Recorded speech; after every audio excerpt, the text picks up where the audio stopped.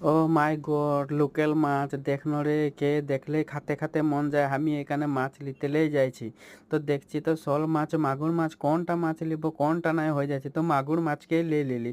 তো লিয়ার লগে লগে আমি তো লিলি আমার দাদাটাকেও ফোন করে দিলি অনুপদাকে, ও কি লিবি বললে, বলে ও বলছে বলে শোল মাছ আর মাগুর মাছই লিব। তো ওয়ার কারণেও আমি লিলি, এই যে হালদিয়া পলিথিনটাই আছে এটা শোল মাছ হয় আর ইয়ার তলে আছে মাগুর মাছ। তো এটা অনুপদার কারণে লিলি মাছটা। আর আমার ওটাই অকল মাগুর মাছ ছিল, এই যে আমি ঘরে আনে করে এই যে ঢালে দিলি, ঢালে করে গামলাটায় দেখছি কি রকম মাছগুলা।